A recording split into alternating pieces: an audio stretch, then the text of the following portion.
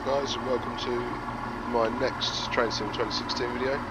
Again, we're back at the Wherry lines and with the Armstrong Powerhouse AP42 pack. Today we're taking a 153 to Great Yarmouth. It's only a short run, 35 minutes. It gets me out and about in the 153, which I haven't driven in ages. So first things first is put the master key in, let the passengers on and off. I'm guessing that's what we've got to do. Hello driver, first things first. Load unload passengers here at Norwich, where your book's to about 1840. Oh, I left it a little bit longer in the view right. You must notice though that it's actually, oh right, but don't worry. You're just being held a few minutes to allow passengers from a late running London service to connect with this one. Once you're given the right way, you will call at Brundle Gardens, Lingwood, Acle and Yarmouth. Do make sure to wind the destination display to show you Great Yarmouth by pressing Control F12. Do you know, I wouldn't have thought of that if it hadn't told me, so I'm glad it's told me. Right, let's just have a look. Control and F12. There we go. Oh, simple. Simple.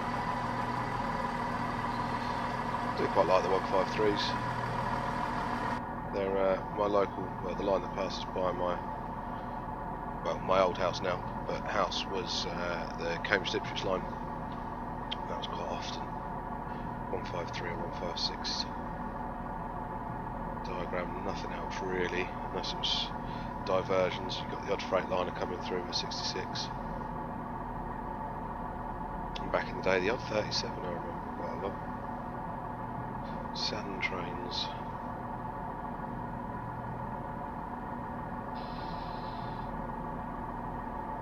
So again, the Wherry lines. I picked this one to do again is because I thoroughly enjoy it, and it gives me little 35-minute scenarios to get used to. Only being my first couple of videos, I don't really have to route learn it. It keeps it short, but it gets us out and about and uses good stock. And Armstrong Powerhouse scenarios are always good. They've always got loads of rolling stock, always very accurate. So we have 156 next to me. And East Midlands trains 158 to the right.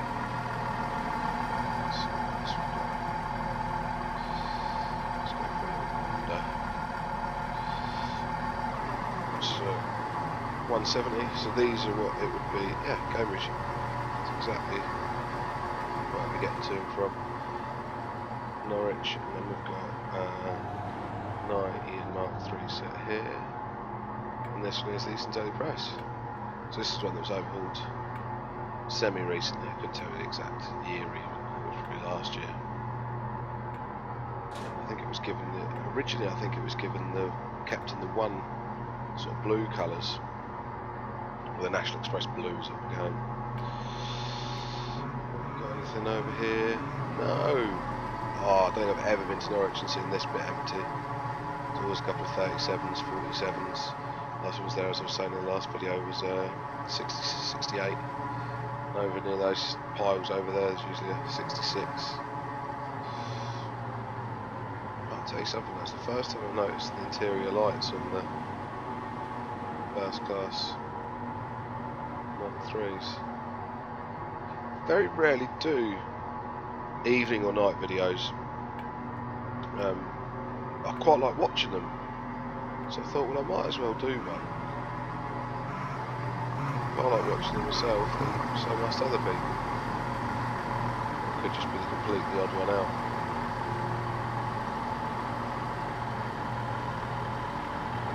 I do quite like the EMT livery on a 150 for some reason.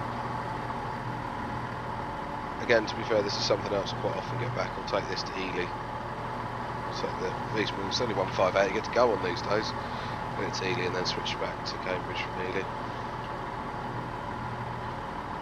153s, very rarely get to go on those now, apart from my trip from Lowestoft the other week. And again, I think they suit. It's very plain, white and red livery. Of course, they look filthy after about a day. They're nice. Excellent. Hustle alarm. No, it's not. It's that 170 70s hustle alarm. Excellent, that has me all excited there. That London train pulled in minutes ago. We should be over here, it's not far.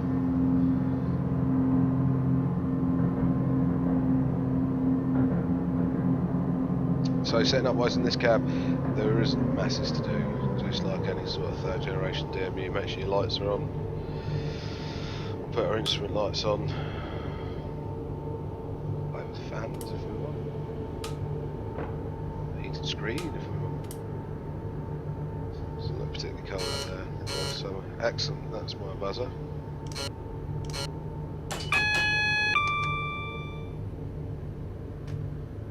We can make a move.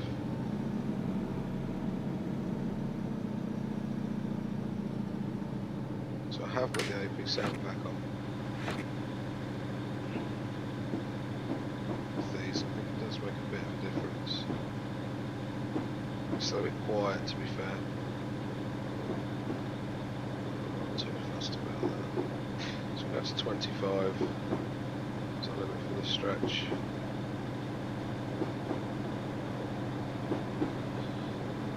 Last crown point.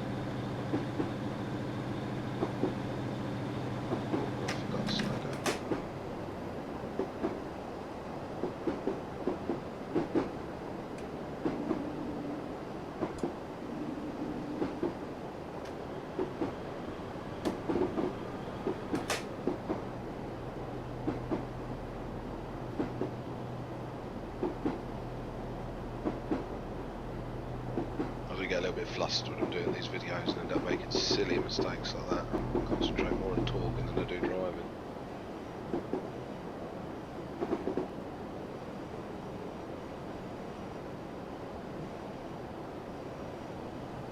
So crowd point is the usual. 156 over there. Then 90 and Mark 3 set.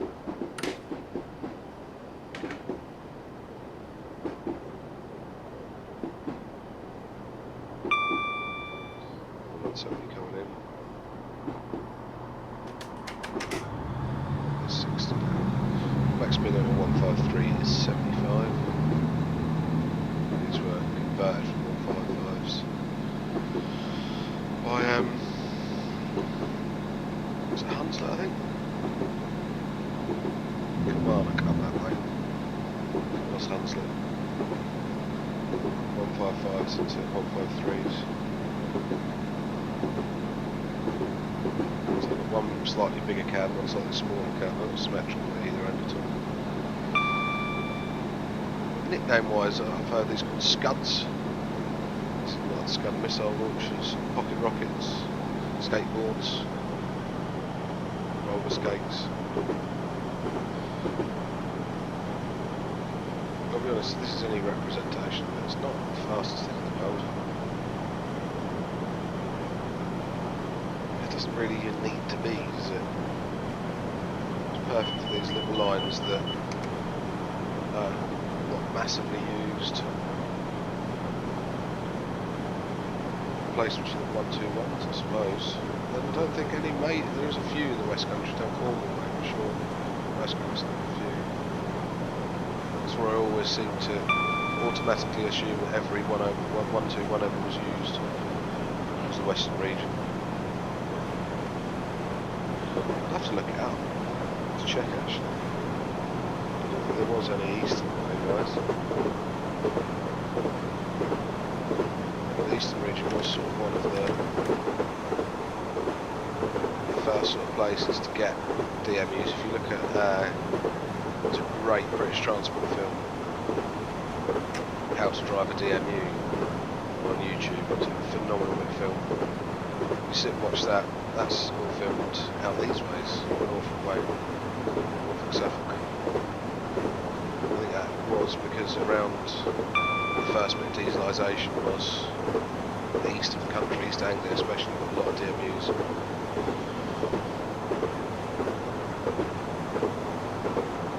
It's 37 on the short set.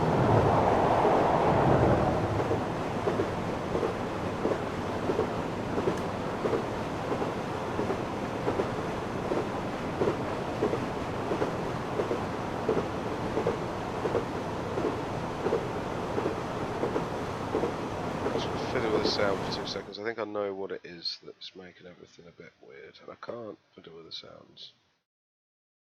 Oh. Okay.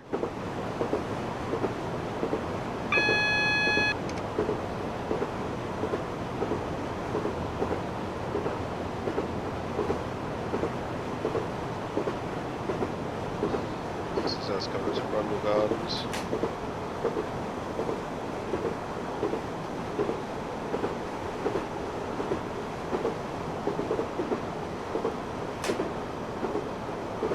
Speed tail off, to be fair. Not in a rush. Got that saloon lights. TCA, that would be track circuit actuator. Power isolation. Track isolation. Card screen. Test. Push this up.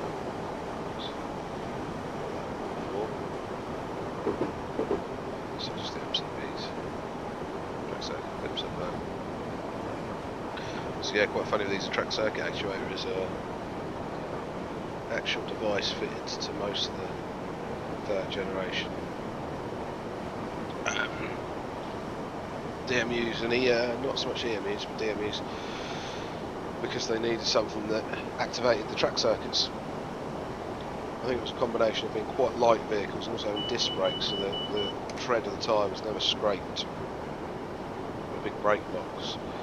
They weren't setting off the track circuit diagrams in the signal boxes.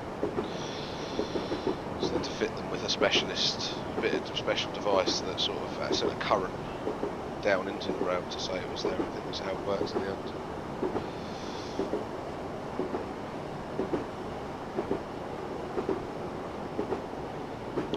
So probably could have kept up the power for a little bit before we came into this station.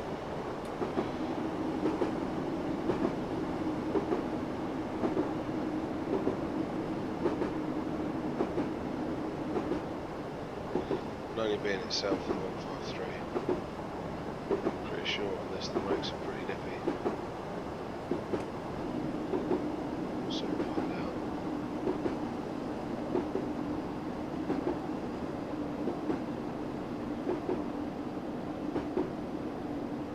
Step 2.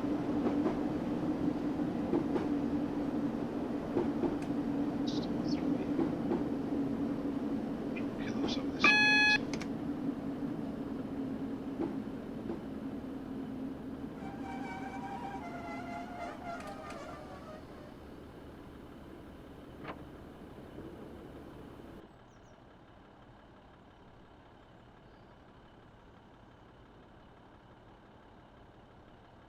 So we'll have to remember to be a little bit more careful coming into stations,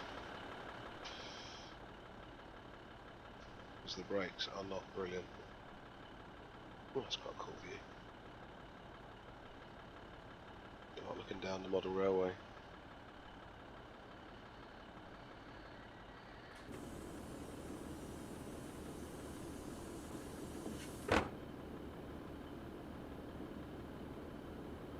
Other guards present tonight? Yeah.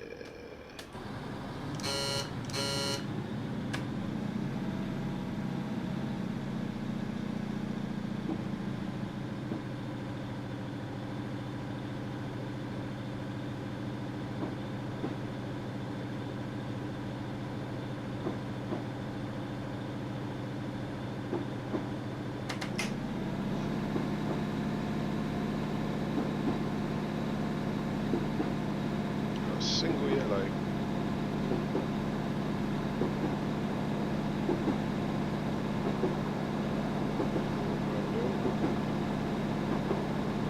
Coming up.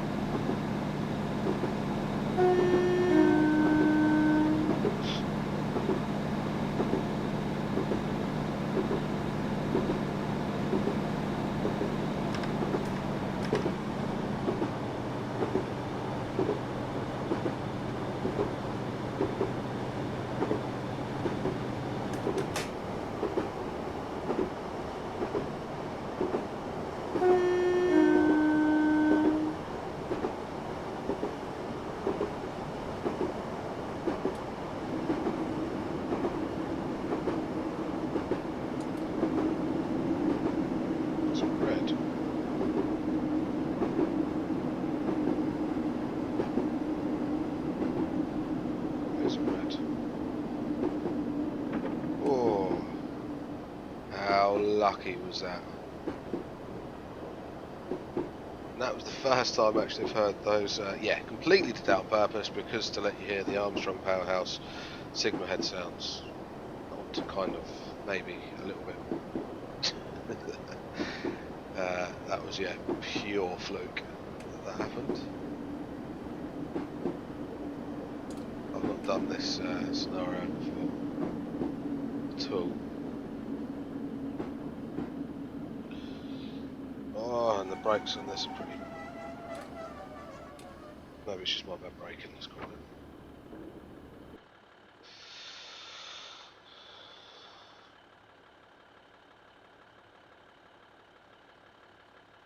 It is such a well-detailed route. Even down to the astronaut. The backs, the ground signals, look. It's just phenomenal. The semaphores are something else as well. They really, really are. Very special.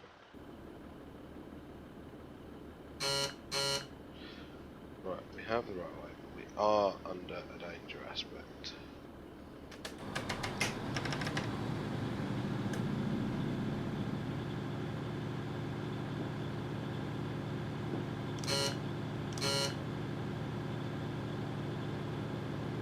Just there's a door interlock light.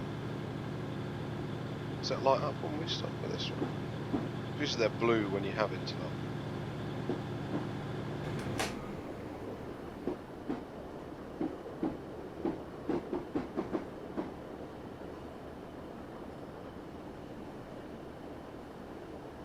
So we've got the route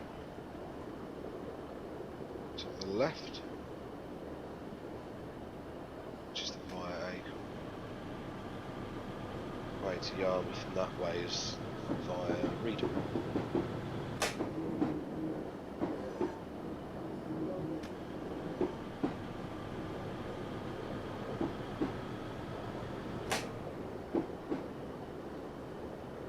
I'm loving these lethal area signs as well, they're very cool.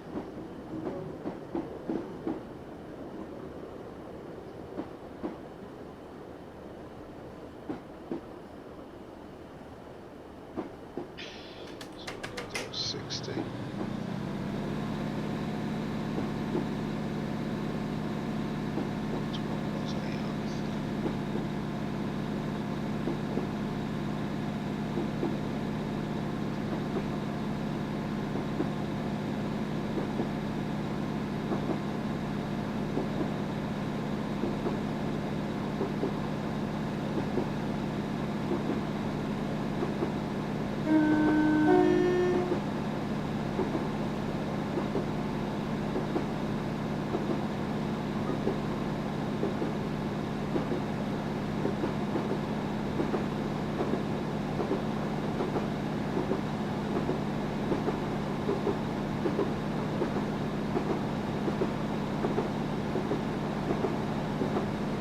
It's nice to be on a route with a bit of jointed track.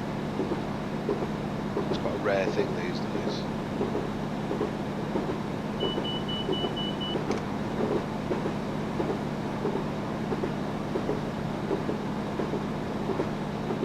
Just adds a little bit more charm to this route. I have to do semaphores as well. I mean, I realised I didn't have a clue about half of it. So I sat and read the manual for this game, this route. Still sort of like cancelling this AWS, because that's just fine, because it's bi-directional signalled when you get the little St Andrews cross. It just means cancel it, you're fine. Just be working for the wrong thing, running the wrong thing, running the wrong route. That's cool. Can't remember. It's like distant home. It's the same as signals really, but yellow lights, green lights, you just sort of get sort of 3-aspect signal, you never do a 4-aspect signal even more. Yeah, sort of station limits, all that sort of stuff. Most of it.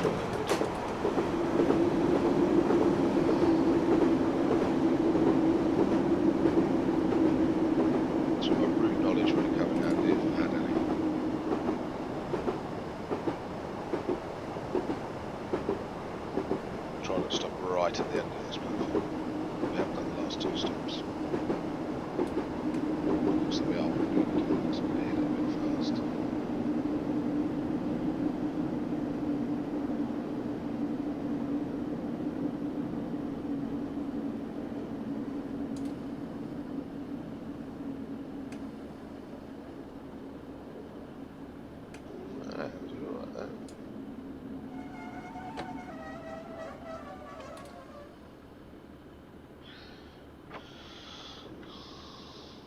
Bang on time as well.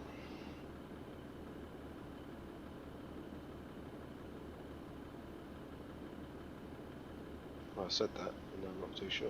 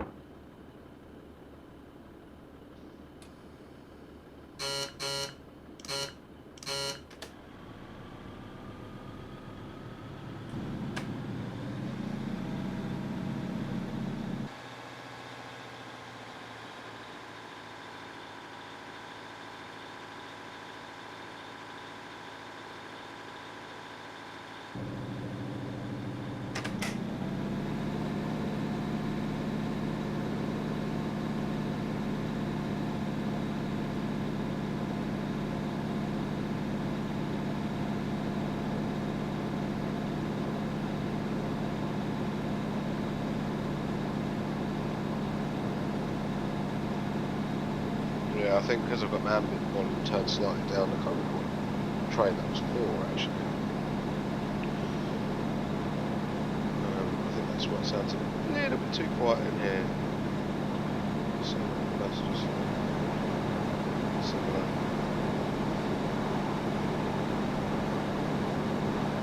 It's quite weird being in this view sometimes in these trains, because that is the one thing I always notice about the 153 is how high the windows are. To see the position.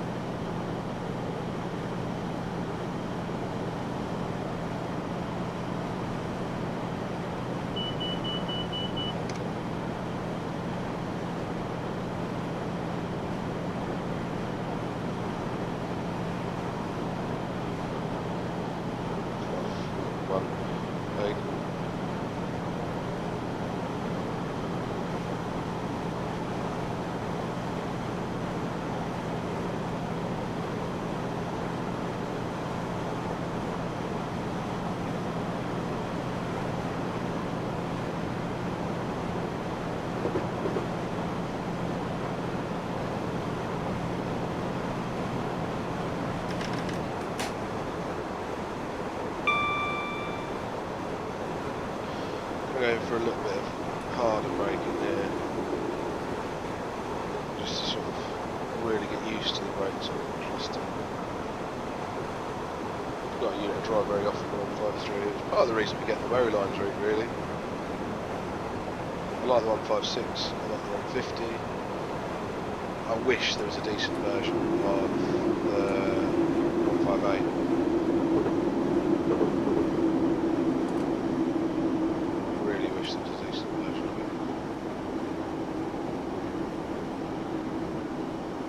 Even the turbo start, it's obviously a brilliant job of it. It's dated now, isn't it?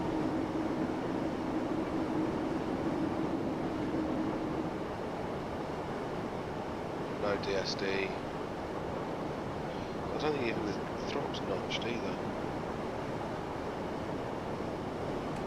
Which is something annoys me, especially on combined traction braking controls. It's quite part of it. Not necessarily percentages, because I don't really fuss about what the HUD says on percentages. But just to have the definition is, I think, does really well. I must say the lighting on this route at this time of night is phenomenal.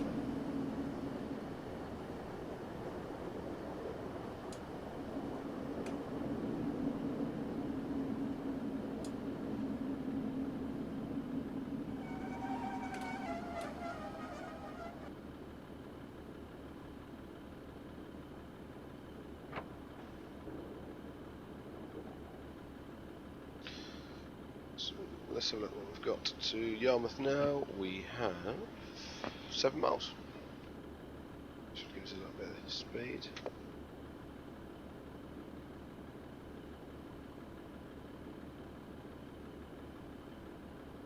I do have a little thing for Just Trains. Some of their stuff is brilliant. It's just all done a bit. Sometimes something a bit not quite right about everything though. It's like the one thing that really annoys me about the 153 is you can't select night lights. You can only have day. But you can turn on fans, heated windscreen, which I love. I love that. Just even the fact that it doesn't do anything, but the switch being there, I like. The fact the start-stop buttons, the couple button, you can even press, even though it doesn't do this, it's got a little flap. Love it. Just why not night lights as well? Like without the Armstrong sound pack, you press the NRN, because this is an NRN radio test car. You get the little recorded playback, which is gimmicky, but it's cool. Adds to a little bit of immersion.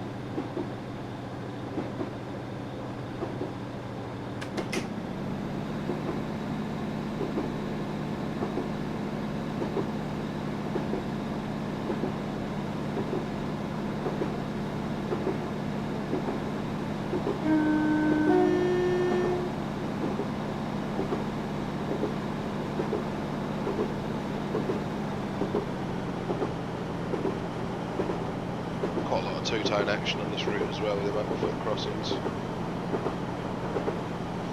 It's funny, where I live you barely hear drivers using two-tones now. Just seems to do a single horn.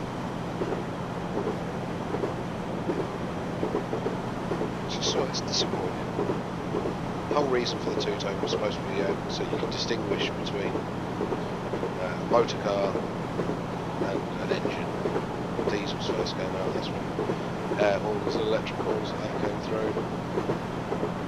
Now some people just doing boring single horns. So again, we can ignore that AWS because it's from the opposite direction.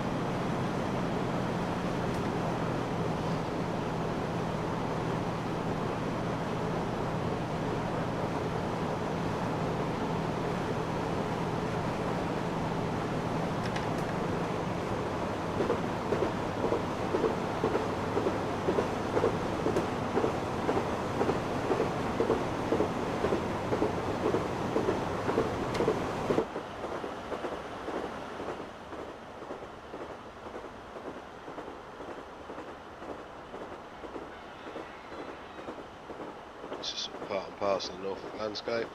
Nothing. Especially as well, being in Cambridgeshire, it's quite similar. Sort of look out and see nothing for miles. Wind turbines, solar farms, which I've got no problem with whatsoever. But yeah, it's just what you see. Weird houses, especially in the fens, just gets weird farmhouses in the middle of absolutely nowhere. I just think it's going to be like a windswept, barren place to live on one of these coasts. Just weird, strange area. Heading out towards West Beach, that way Chatteris.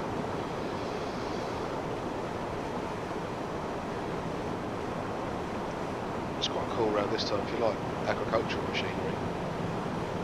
Plenty of it.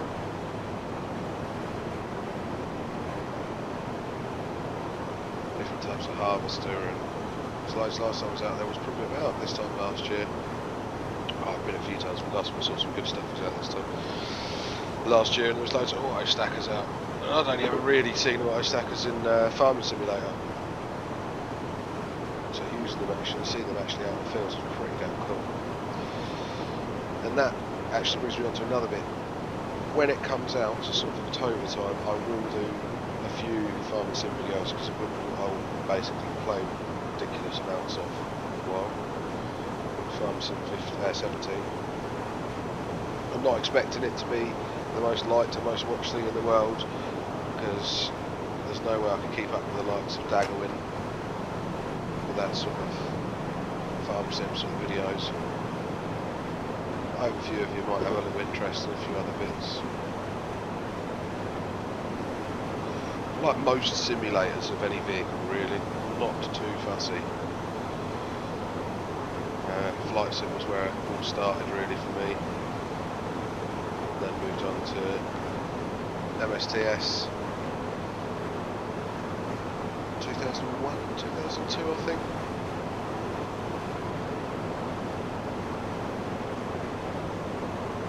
And then when this first train simulator as it was, first when this came out, 2006, 2007 was it?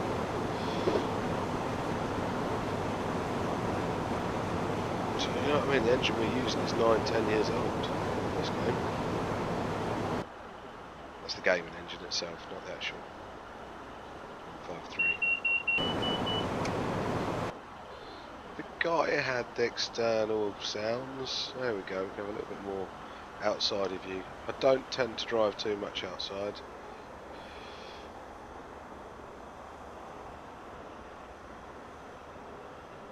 Purely for that reason. But it's quite pretty.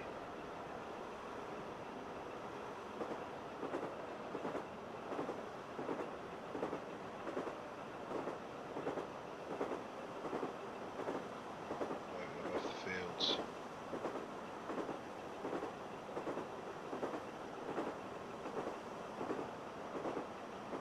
That's pretty cool.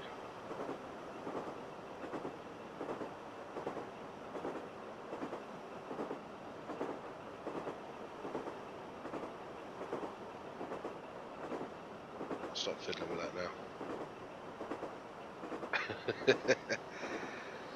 It's got 50 coming up, and that's perfect because we're down at 50 now. Keep 50 there.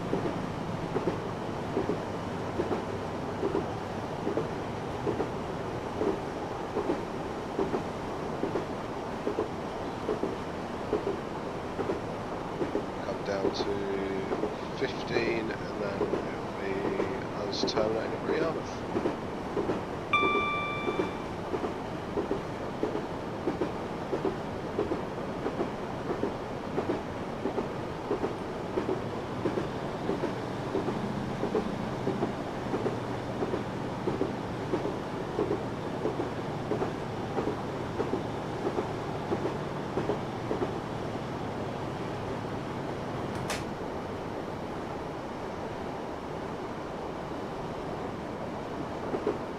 Nice bit of cant on that curve, super elevations, others call it.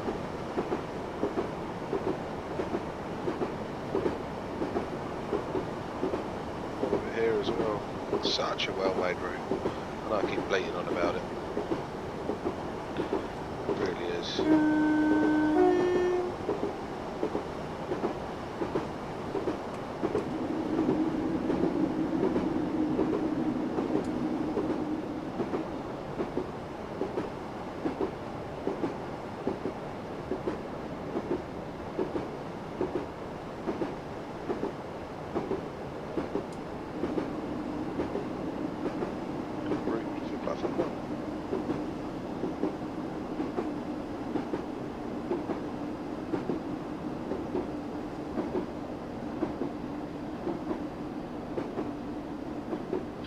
Pretty sure Great Yarmouth has only re-signalled relatively recently. I think this is it post re-signalling. I'll have to double check that, you know, I'm not sure. For some reason it's in my head as it has been re-signalled recently. And by recently I mean within the last I don't know, 7 years maybe. It's more recent is in my head. Maybe even longer than that.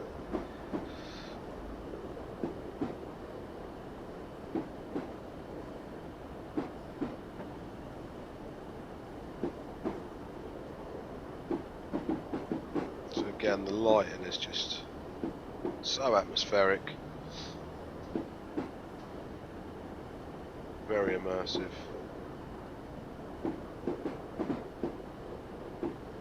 For a late summer's evening. It's cool. You've got all the rodding down here, look. Signal box.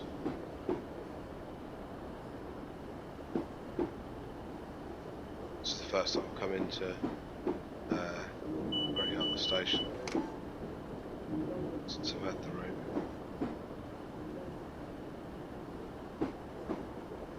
Very nice. I've actually been to Yarmouth station in a drunken stupor once. I met a couple of my mates who had come up on an earlier train. I was a bit lagging behind me. My mate Craig jumped on the train and came and got absolutely hammered for the day in Yarmouth. Then shat ourselves when we got to the train station to find out that there was no trains for the rest of the evening. We read it wrong and there was.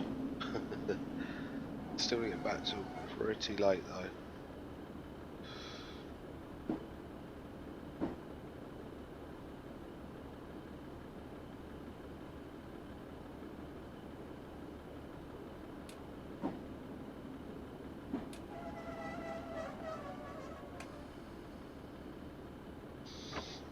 Excellent.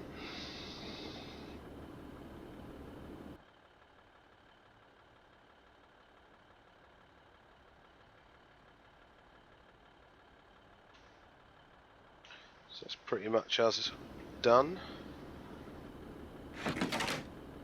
So I'm guessing this is probably doing a return trip, so we'll just close this cab up and I won't shut it down for the night.